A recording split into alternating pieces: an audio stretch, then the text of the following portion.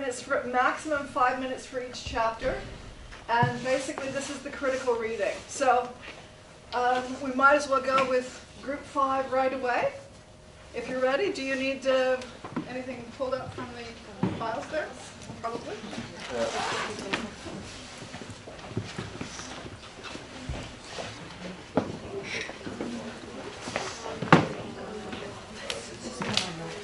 Oh yes, but the last one, something I have to use my computer. Oh, I see.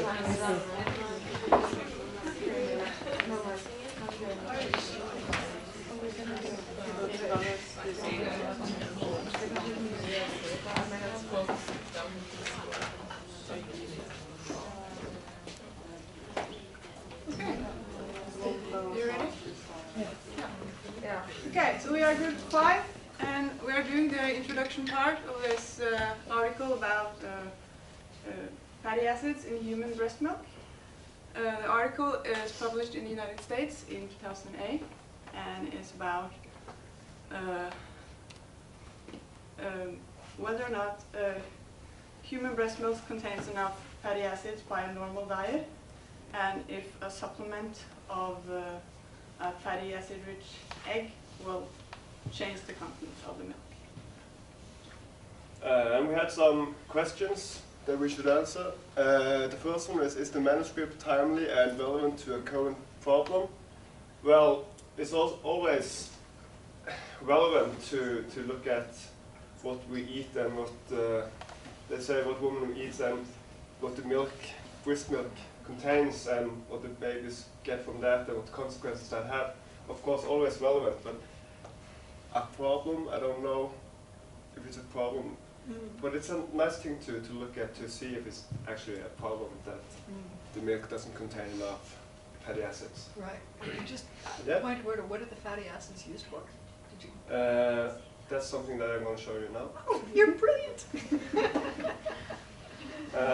Because just the introduction provides a clearly rationale for the study. And I look at the two different fatty acids, docosahexaenoic acid and icosapentaenoic acid. I don't know if I say that words correctly, And but in fact, the abbreviation is EPA, EPA and DHA, and those are the two omega-3. EPA and EPA and DHA.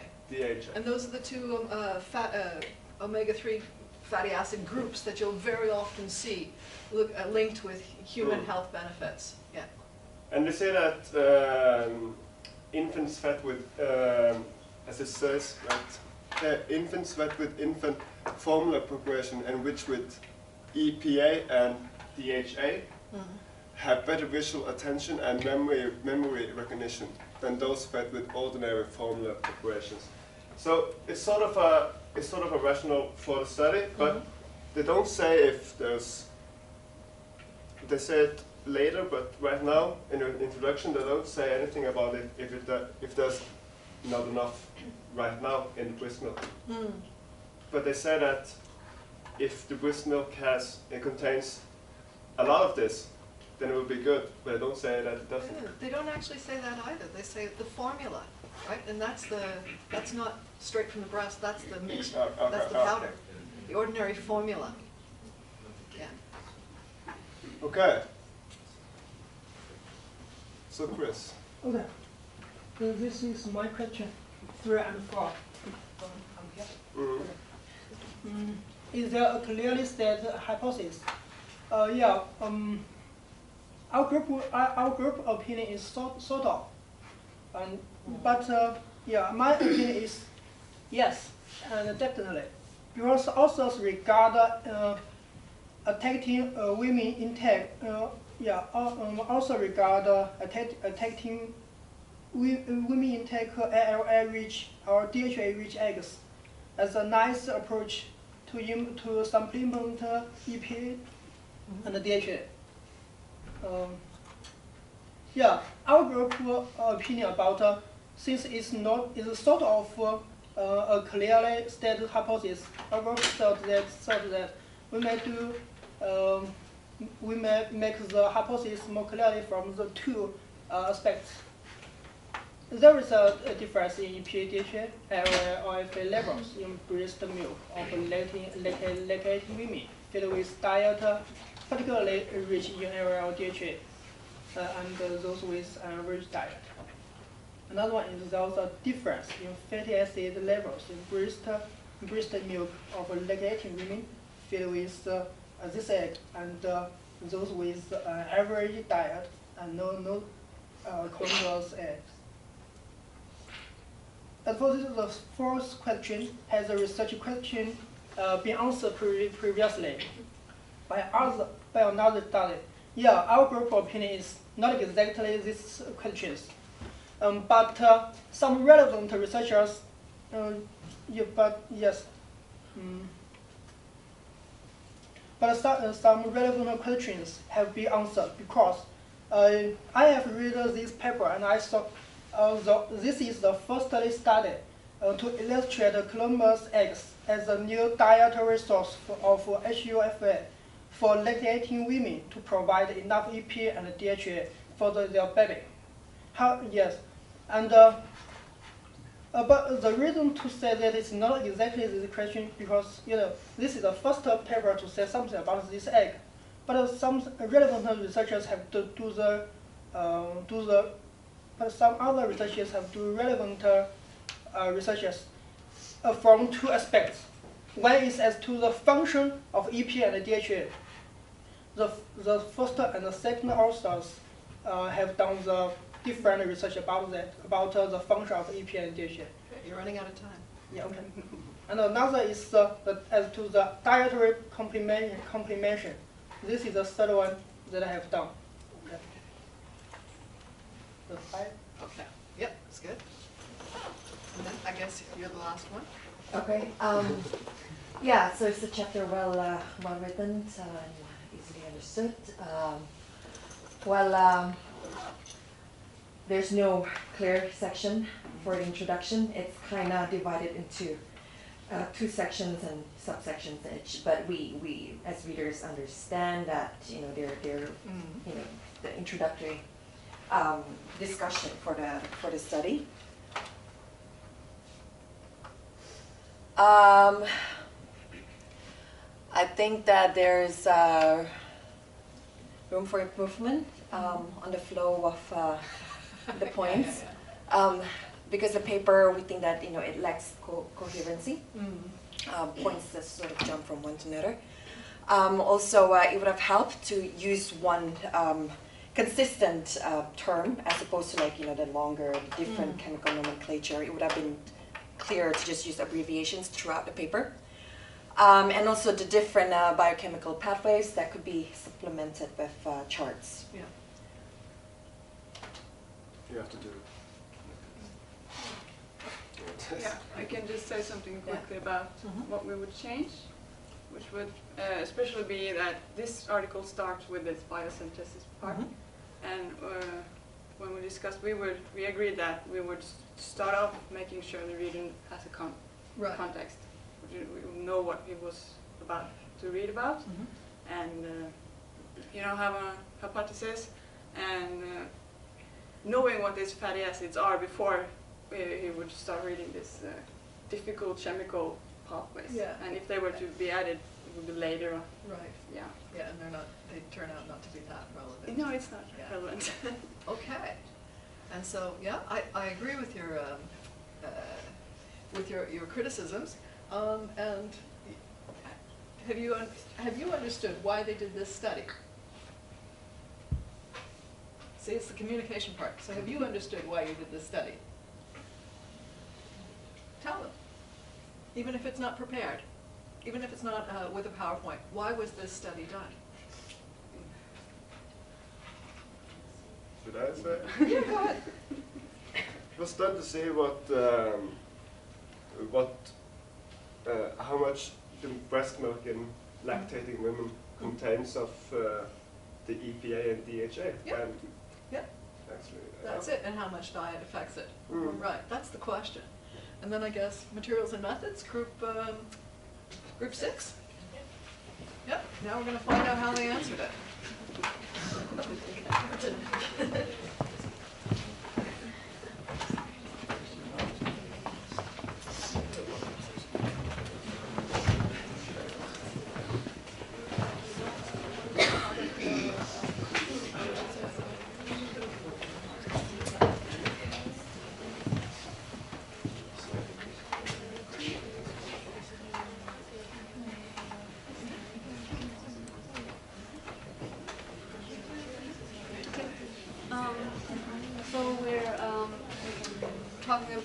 materials and methods section of this paper, which was very short, and so we had a rather negative view on it.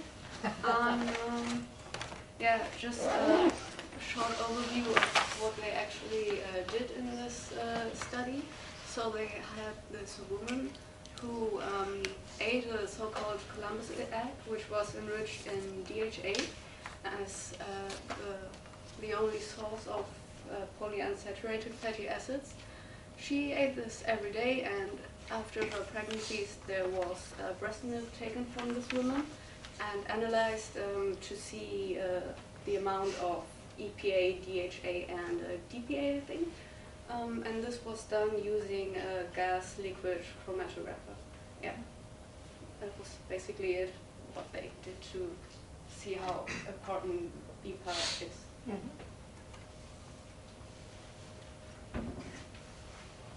Yeah, so I just tried to make a timeline for what he did during this study, because it lacked a lot of consistency.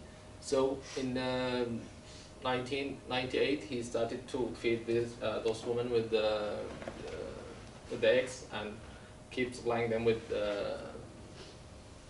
uncountable amount of fatty acids, other fatty acids. You can note from the first picture at the left. So he didn't even pick a group of women. He just picked one woman. So I don't think this will represent the subject he want to study. In 2001, the woman who chose for the study gave birth for a healthy girl, and 2002 he started to collect the first sample, and he didn't even mention how much sample did he collect.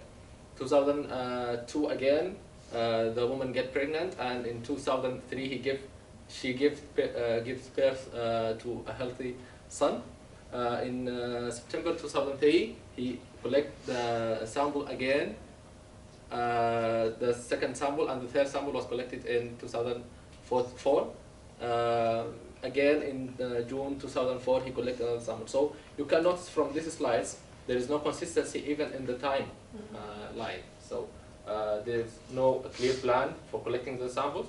There is no mention for how many samples did he collect. There is, and I'm not quite sure if There's one treatment individual, right? Yes. Yeah. Yeah. What about a control? Exactly. There's no He don't even control. There is no control. So you can get to that. You want to talk about Basil?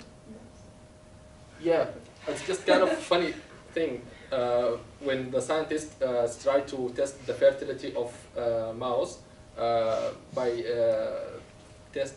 cutting the tail of the male and female mouse to test the fertility. So there is no point from doing this. Yeah. So there was lack of clear objective of this study. Right. Yeah.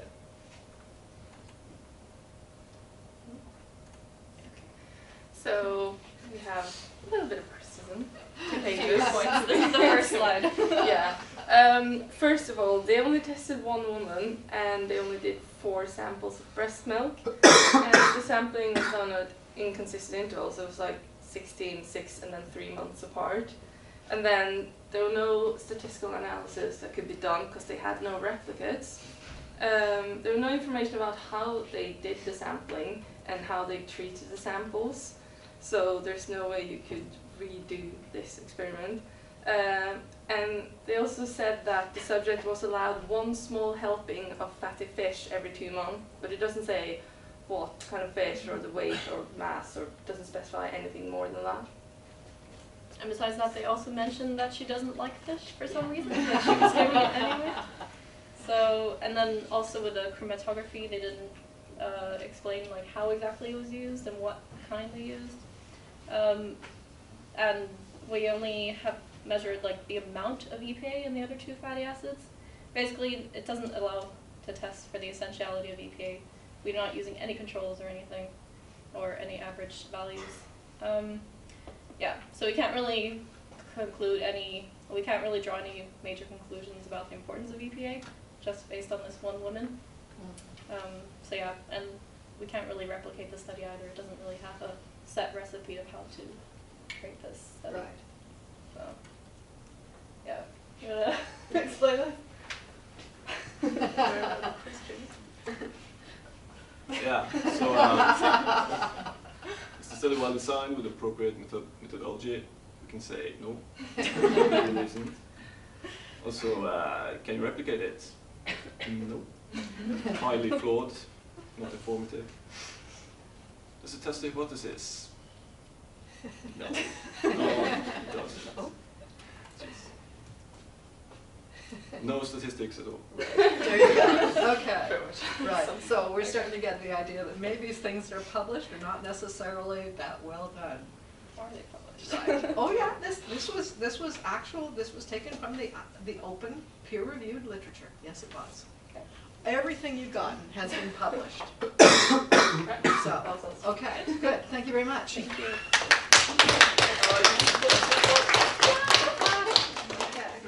And then the results. Oh shit, it's gonna take a little longer.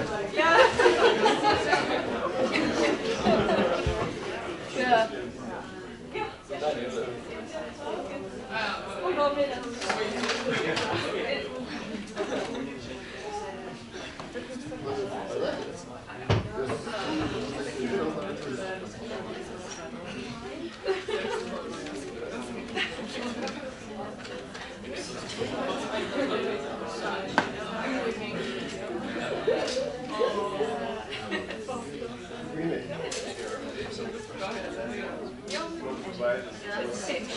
Okay.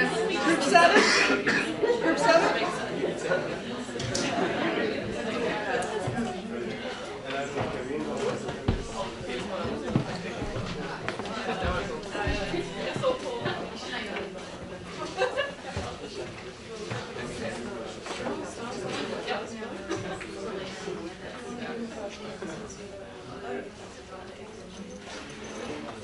Okay.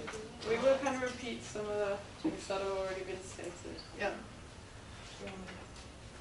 Yeah, that's what we found is that in the results section there is no match between objectives and no match between objectives, methods, and results. What they are going to do is not there in the result sections, because in the result sections what we found is that that is only in the based of the literature review, and we even do not see the data that they had been taken. Yeah, it's already been said. They're kind of treating all results the same, so they have a lot of results from literature, and these are from, 100 and something women, or from one woman, which is the case here, and they're kind of treating them exactly the same, and the graphs are a bit ridiculous, aren't they? They are. Yeah, so, and there's no, I don't know, I'm thinking, there's no errors or anything, it's just lines of levels, and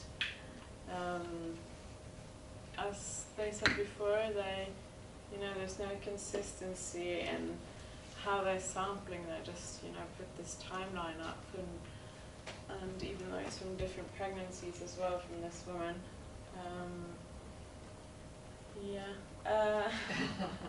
But I can take something about the graphics, yeah. because that's very nice in this one. Is that sarcastically nice or really nice? No, this is horrible. Okay. First of all, they took, as you mentioned the previous group, one sample in February and one sample in March, and they do actually draw lines between it. What happens between? Nobody knows. Please tell me. And also, when you're looking on this, they have like 3 graphs in 3 figures after each other, and even though they're not the same fatty acid, it should be the same scale, because suddenly this just stops on 0.35. What 0.35? I don't know what that is. Money? Well, this is 0.7. So this looks like, also you can't really compare just by looking like, oh, this seems to have a major impact. Right. And also, as far as I can, okay, Yeah, at least on this one, when I counted, I could just find 1, 2, 3, 4 lines, while the legend show 5. So apparently one of them are forgotten. Yeah, just that. Yeah, some of the general. The article was published by Basant Puri and Jonathan Stannard. They are employed at Imperial College of London. And we didn't know exactly who paid for the project, but they had some assistance from the former CEO of B&L Food. And they developed the Columbus concept, and that is, yeah. Right, so here we go. Yeah, the people paying for the study is kind of the one who gets good credits for the study as well. There is an interest for those who read this article, who is interested for. It's often interesting for pregnant women and also people who run the egg industry and egg producers, and also people who work with nutrition, etc. But this is not a very good study at all, as we've talked about. Okay. And this is it. This is the sum total of the results. Yeah. Okay. It was horrible. Yep. Yep. It could also be mentioned that I think the results were 6 lines or something. Yeah, it wasn't. And Yeah, it wasn't. the figure was, well, that's okay for itself, but the text didn't talk about the figure in any way. Although if you took away the figure, it just said the figures were from blah blah blah blah. And that's what it gave. Yeah. Nothing. Okay. Very good. Let's see what they managed to conclude about this then. Okay, thank you.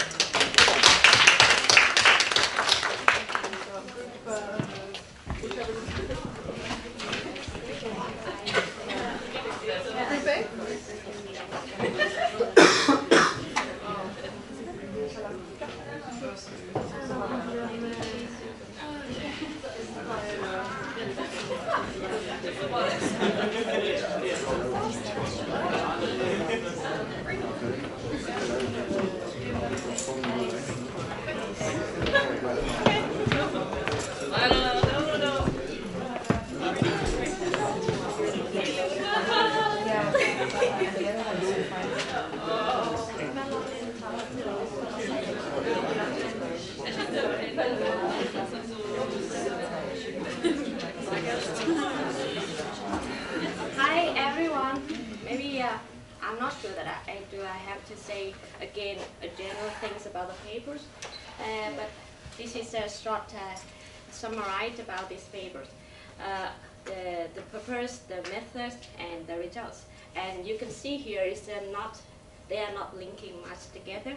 Like they want to know the effect of the diet with high and balanced long-chain fatty acid in a pregnant woman to her breast milk, but actually only one woman with the subject. And although they, when she gave birth in 2001 and 2003, and then they take her milk, in the methodology they said that they took 2 or 3 times, but in the results there's a lot of doubts that assume that they take the sample 3 to 4 times per year during that time. And then they analyze EPA, DHA, DPA proportion in every Columbus egg she took every day, and in her breast milk in the sampling time. And then they conclude that the amount of fatty acids in these women is higher than the Western women in average. And then they say that who take the daily supplement of long-chain fatty acid can provide those her breast milk and milk. And other thing they conclude is milk of the Western women contain these fatty acids lower than optimum level. They didn't do that, but they conclude that. And in a discussion part, actually in overall we disagree with the given statement that they give because they lacking supply evidence, strongly persuadable argument and unreasonable idea. They use poor language and the hypothesis in the first place is unclear. So in this part, they didn't answer the research question because it wasn't stated, and there are some unexpected finding was not mentioned. As you see in the figure that the previous group showed, that there are high peak in the August of 2003, but they didn't say anything.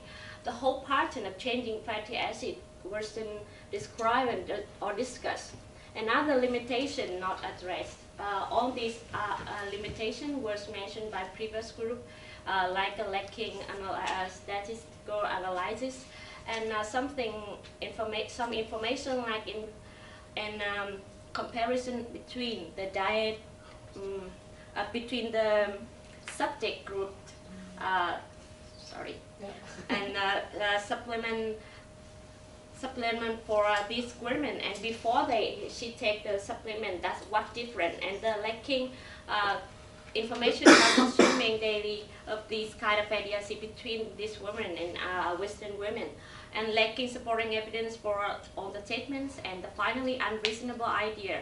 This idea come from oversight, nowhere. And for general part, that we found no information about funding and official addresses for author. There's no clear conclusion in main body of the paper, and this kind of versus that for further research for optimal fatty acid level for lactating women, and it's very meaningful for both these women who want to improve the fatty acid in her breast milk, and for the researcher who want to know more about this time. And additional comment, this paper lack accuracy and standardized methods makes experimenting. This might be one of the shorter discussions I've ever seen in a paper. But I know you can write a short discussion if you write it well, but they don't really explain anything. And they don't reference any figures, anything like Right. Yeah, so. Were you shocked? Yeah, quite shocked. Yeah. Right, and you guys now, I mean, the other groups, were you shocked that we're, okay, because now, I mean, the introduction part was quite long, and, but it looks like it's going to be a good one, right? And then you come to the methods and results, and it's like 2 paragraphs, and the discussion is not half a page. So right. Yeah. I think some of us thought you were joking with us. That right. it wasn't actually like a published paper. We were like, no. Yeah, because maybe you wrote it. Yeah, I thought that. Maybe you cut some part in it. And then just put some name on it and just to trick us. No, and in fact, that's the point of this exercise, because you know when I told you what this exercise was going to be, and I pulled up the titles of the paper. This was the first paper's title that came up, and there was an audible from you guys in the audience, like it was going to be way above your level, right? And now you see, it's not. It's not. This is published stuff, and what was really nice was that, you know, for example, with you guys, Jan-Ove, when you said, you know, just had this big no on the side and we're answering all the questions. No. And that's all you really have to do. So that set of questions now is going to be tested again and again and again this week, and you'll see how robust that is. And literally, it's a bullshit detector. That set of questions is a bullshit detector. And at the same time, I'm really pleased that you made that cartoon about the materials and methods, the experimental design, because that makes it really clear. And then this criticism, I know you had to go back and forth. Yeah, so you thought I was kidding? Nope. Nope. Okay. And the other reason it was good the previous group brought up who else was on this, because of course when people are saying, oh, but we published something on it, the underlying assumption is because it's published, the science is good. And the underlying assumption is also that the more publications you have, the better you are as a scientist. And of course, the company that produced the Columbus eggs, who sponsored the study, will be using the name and title of the name and source of this publication to say it's been published. We know this helps maternal lactation levels of omega-3 acids. even for those who don't like fish, you know? So they'll use it, but it's bullshit. Pardon. Yeah, I thought the same thing when I searched what is the Columbus egg. Yeah. Yeah, and this was produced in some European countries, and maybe they use that. Mm. Yeah. Do you have any information if anyone had cited this article? Not yet. Yeah, that's a good point. Yeah, I haven't searched that, but I just searched the Columbus egg. What is it? And they recommended that the very high value, nutritional values, and for it's this hen which who produced this egg. That's like a veterinarians. They eat like their ancestor, which means eat leaf and grit, something like that. And this is very good health hens. So that means we eat that egg, we have good health. Okay. Very I good. also just want to quickly add that when we did some Google stalking of who these authors are. So one of them, Baron Curry, he was a professor at the Faculty of Medicine at Imperial College. Right. But the other one, he's currently a business manager in the food industry, but at the time of the study, he's actually working for the same company that produces these eggs. Right. Yeah. So there you go. So there's a conflict of interest that should have been acknowledged in the paper, but they... Yeah, and there's also a quality of production that the professor should never have let through. I mean, you guys can see this is a dreadful piece of publication. Anyway, okay, so on to the next paper, which has a different set of problems, and it's going to be interesting to see what you come up with here. So, group. Sorry, it's we forgot the group number. It's weird introduction. There you go. Okay. And it looks like we're going to be eating a little bit into the break time, so I hope you're okay. We'll just finished this one, and then it's a break, okay? Or actually, and then it's the end of the class, because I know we're going about an hour today.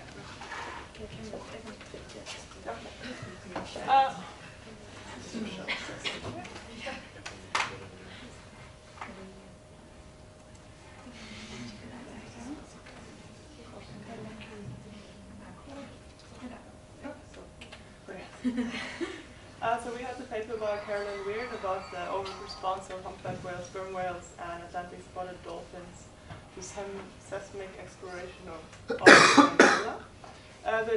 They fired up an air gun and they saw how often do we see the sperm whales, the Atlantic spotted dolphins, and the humpback whales, and do they go away from the sound or do they come towards us? And this was published in Aquatic Animals in 2008. Yeah. Is the manuscript timely and relevant to a current problem? They didn't mention anything, but you can imagine that maybe there's a lot of drilling or a lot of seismic activity nowadays. So yes, it could be relevant to see what impact this has on the ecology and the environment of the different whales and dolphins. No, louder. Oh, louder. Yeah. Does the introduction provide clearly the rationale for the study? No, they do not. They don't say why they want to study this or what impact it might have on the environment or what the reason is.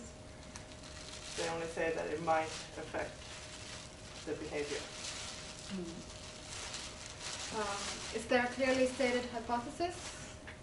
Not really, that we could find. The introduction ends with the research questions that are described, but not really not a hypothesis. And yeah, has the research question been answered previously by another study?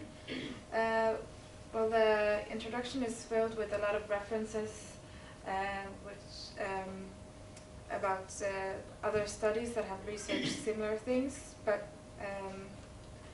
we don't know exactly if the exact research questions have been answered. It seems like it hasn't, but I haven't done the research to see if it has.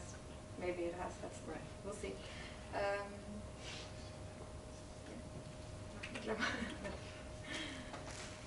Yes. So, how was the structure? If it was well written, if it was logical or easy to understand? Well, I think it actually was really hard to read because they started not with giving a small introduction, but go right on to heavy definitions for sound and for how they measured, and a lot of references. So all I see was references and numbers, and not really what they were trying to tell us in the introduction. I don't know if you want us to say anything about the general, or is that saved for last? Yeah, because the general is a really big point here. Yeah. Okay, someone else. Yeah? Yeah, we'll save it for the end. Yeah. Okay, good, thanks. And so, that means group number two, I guess, is doing the, there we go. Can you pull that one up?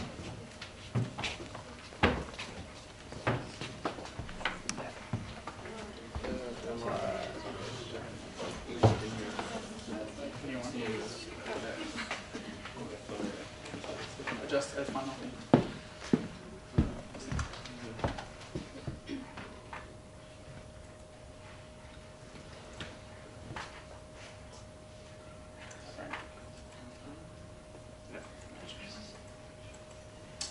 All right, so where's the view show? Slideshow. Oh, it's down the bottom. Actually, it's a little bit below the. Just pull the whole. Just pull the whole thingy out. There you go. Windows, thank you. All right, so how did they go about the study? Well, they made use of this ship, the MV Gecko Triton. It was part of a larger, they just made the most of a larger geo survey that was funded by British Petroleum. And it took place for 288 days across various seasons from August till May, between 2004 and 2005, off the coast of Angola. Yeah, so they basically fired a bunch of, what do you call them, airgun, along this airgun survey area during this BP exploration. And just to note that they had two sort of controls set up, which are just like by law that they had to do, I think.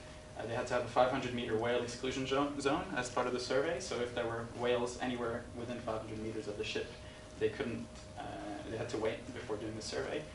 And they would ramp up, have this soft start ramp up method for the airgun use, where they would basically start it up and increase the frequency slowly over 20 minutes just to make sure all the whales get out of the way.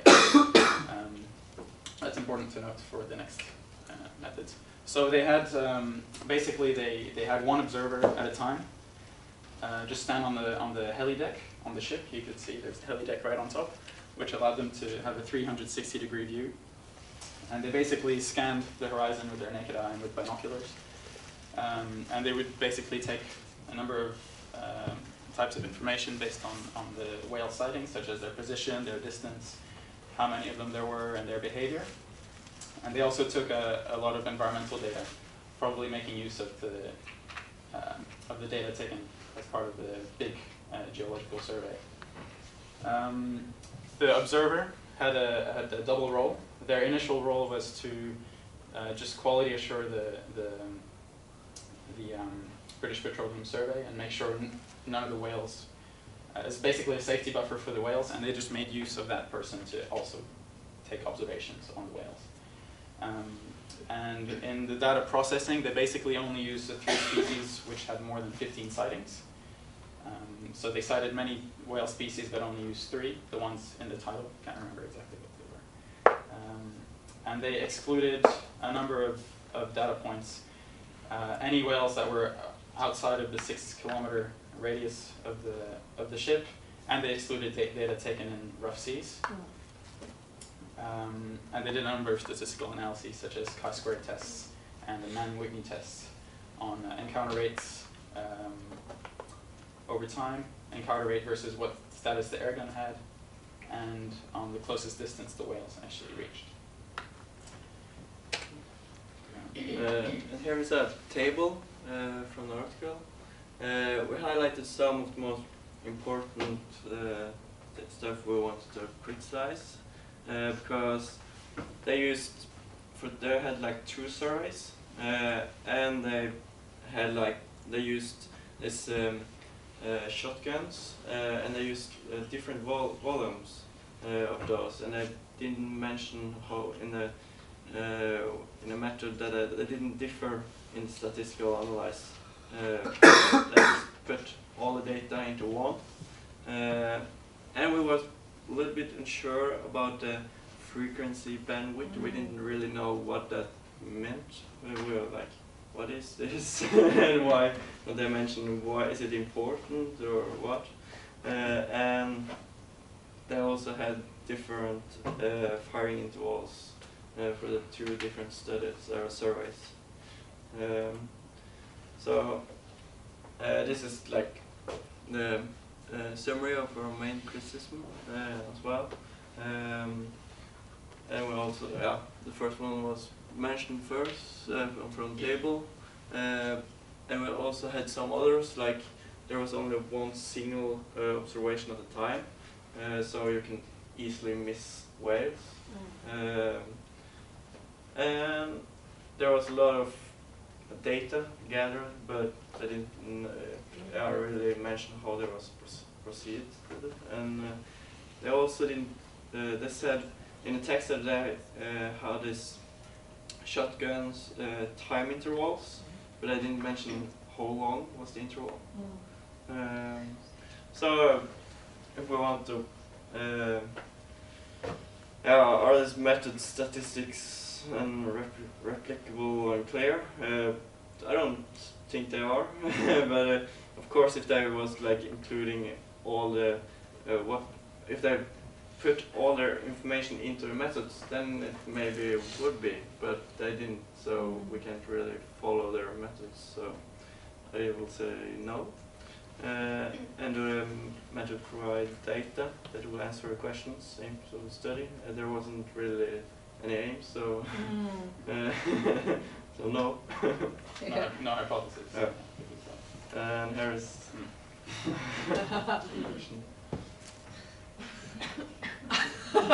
That's pretty close to yes. Yes, that's pretty close to what it is. So it seemed like it was a study that they were pretty much limited in terms of making it a proper study with a lot of controls, because they were just making the most of.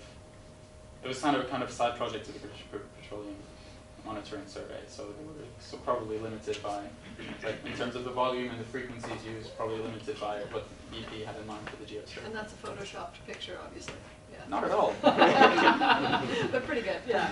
Okay. Great. Thanks a lot.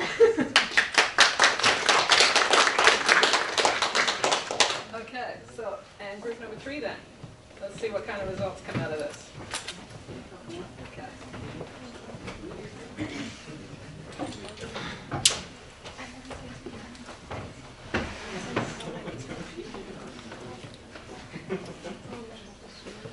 Alright, so we're just doing the results, the analysis of it basically, and you know what the paper's about by now, so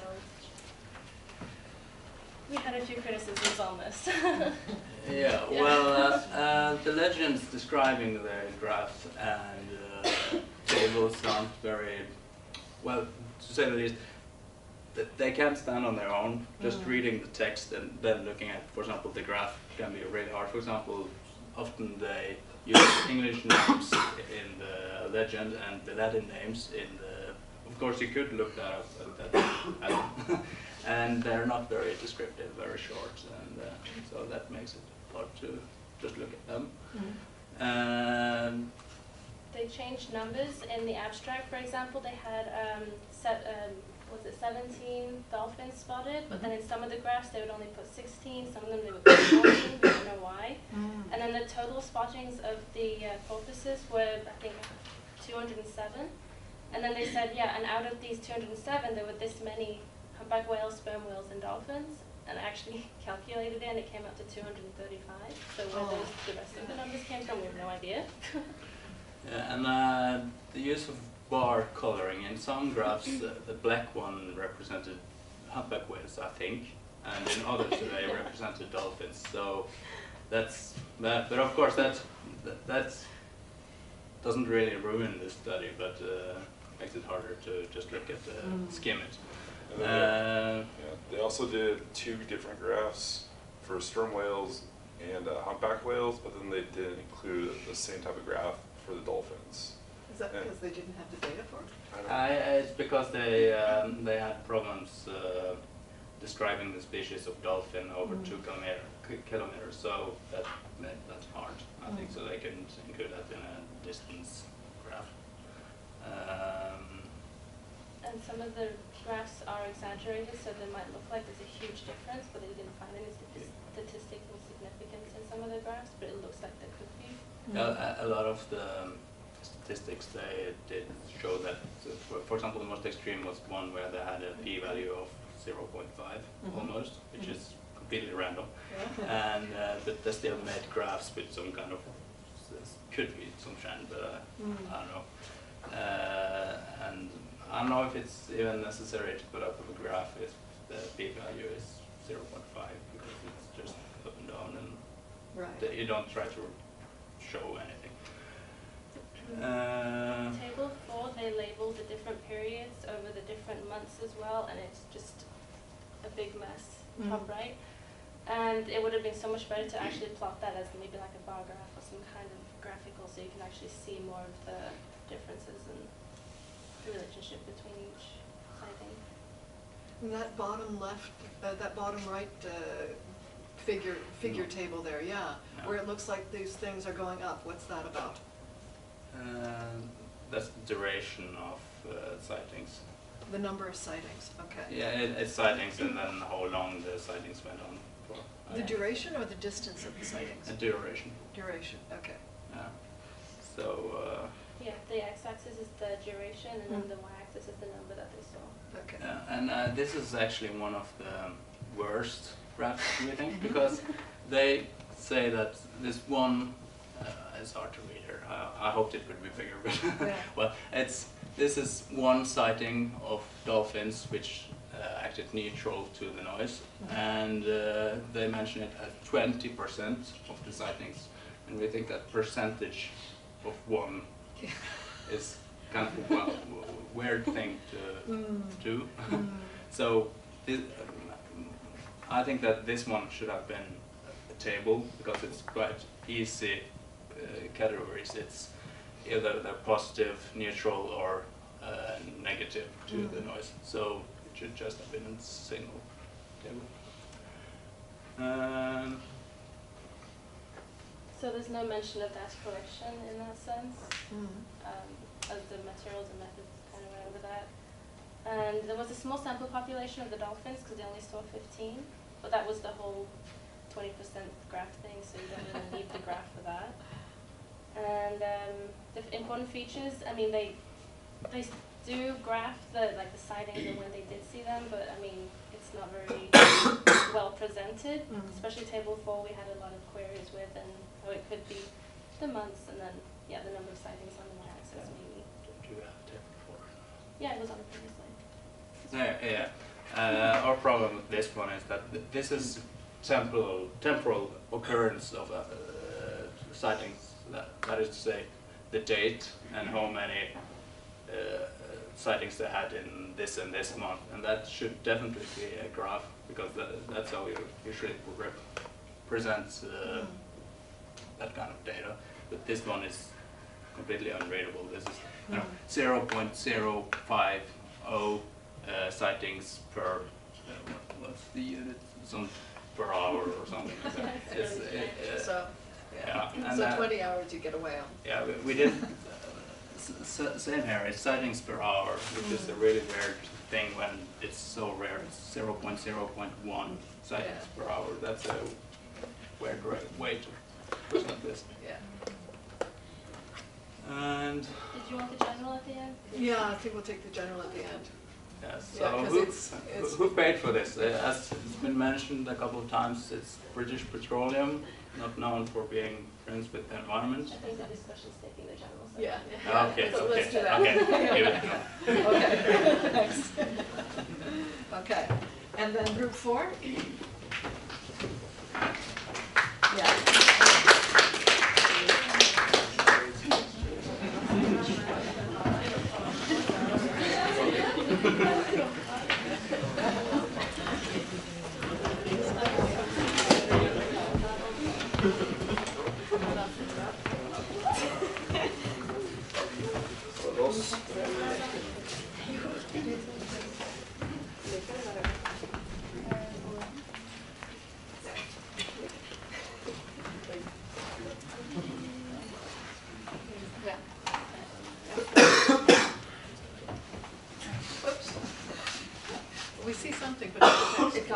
Oh, Sorry. okay. All right, so this is the discussion part. Basically, the first question is whether the research questions were answered. A little louder. So in the introduction, they basically ask whether sighting rate and sighting distances are similar, whether air guns are active or inactive, and whether the sighting rate changes over a long-term period. And they do actually, or she does actually answer the questions, but she doesn't do this straight away. She waits till like the second paragraph, and it's a very general answer to the question. This is just from basically the first question, showing that there's basically no avoidance in the 2 whale species, but there is a avoidance in the dolphins.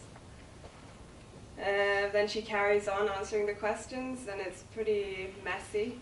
And this is a trend throughout the whole discussion. There's a lot of references, and yeah, like the other groups mentioned, it's kind of hard to follow. Were there any unexpected findings, and were these explained by the author? They did find the unexpected finding that the dolphins showed to avoid the air guns, and she does actually explain this really well, or it looks pretty good. And how many dolphins did they spot? Yeah, only 15. 15 groups. 15 so groups. I think the mean was 140 individuals in that group. So. Yeah, okay, so the fact that they saw this avoidance trend may not be significant at all. But she doesn't actually mention that. She doesn't refer back to the results in the discussion. So it sort of comes across as very convincing, and you sort of, yeah, she does explain these unexpected results pretty well. Because she also says that there's no evidence of displacement of the dolphins on a long-term basis. But then with the number of dolphins that they spotted, then I don't know if this is at all. The limitations are they mentioned. She starts off the discussion straight away. She goes into all the limitations of the study, and instead of actually recapping the results and saying what she actually found out, she just goes straight to limitations of the study, which, yeah, we found kind of confusing. Yeah, strange. Not a good way to present the discussion. Author claims? Yeah. So the author claims, are they well funded? She doesn't really make any real claims. She, see if we have no. Because she doesn't really say that, okay, I found this and then this means that. She just says, okay, I found this, but I can't really say anything because some whales lose their hearing from this, or explosions and stuff, and they show no variation in how they behave and move. So there can be something that these air guns really do that's harmful to the whales, but I can't really show anything from it. And additional criticism, she comes in with new graphs, new tables in the discussion, new information, new references, which shouldn't be there. She doesn't actually refer to the graphs or the table at all. They just suddenly appear in the discussion, which is completely random. Actually, if you read the discussion without looking back to the results, I think it's a kind of convincing, and the arguments that are displayed is a kind of, because she was referring to her limitations when she was doing the research, and she was brilliantly explaining why she can't do the conclusions. She can't reach the conclusion because she was doing on the behavior which can be visibly seen. Right. But she was referring to papers also where they do further.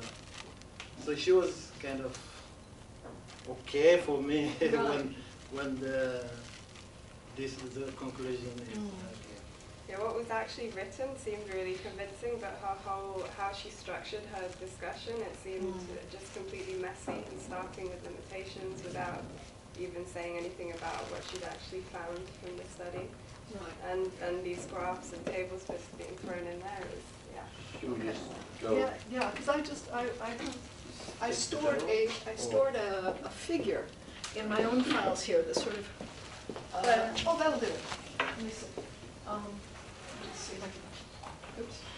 But we do mention as well that in the conclusion she came in with new information instead of just concluding in a short way in a couple of sentences. She came in with new sources and everything in the conclusion at the end, which we should not do. Exactly, and that's there. So I just found these things here, but there. That's basically what's happening. So they're pinging with the air gun, and it's just bubbling. And what they're looking for is oil, because off of Angola, and especially off of Cabinda, there is a lot of oil. And part of the reason why there's been civil wars down there is because of oil. There's a lot, and then there's also a lot of whale species. Can somebody close that? I know, complaining about sun in Norway. It's not good. Yeah, doesn't it? Good. And so, considering that, then when you're going back over to the general discussion, you can take that one down now. Yeah. Yeah.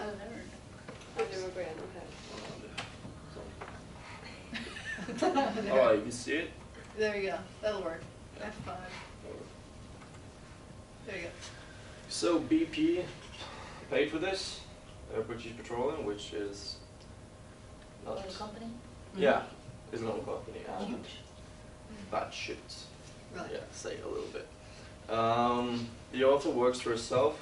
She states there's like this company in the study thing, but when you go to that company site, you just say, "Hi, I am da-da-da, and I do." Marine biologist. Yeah, I'm not a company. I'm a marine biologist. So just one person. As you can see, the conclusions can have consequences for the citizens, as the discussion does not claim that the airgun causes damage to the animals. So if the exploration of oil off the coast of West Africa increases, and it does in fact have an impact, this may have a severe consequence for the citizens. So as you said for the previous study, then they can use this and say that they've done studies and the whales are unaffected, so let's do this. But they can't really say that, as she says herself in the discussion. Right. But in fact, it's a requirement for oil companies to do this kind of study. Internationally.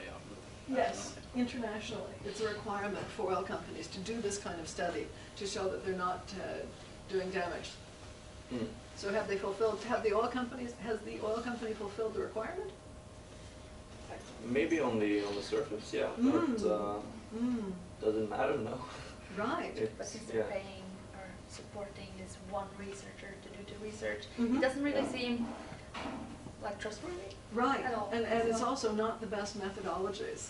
Yeah, there's plenty of studies in the literature where they've been tracking both with underwater pingers and a lot of other more sophisticated and of course easily accessible to an oil company equipment in order to track what's really going on down below.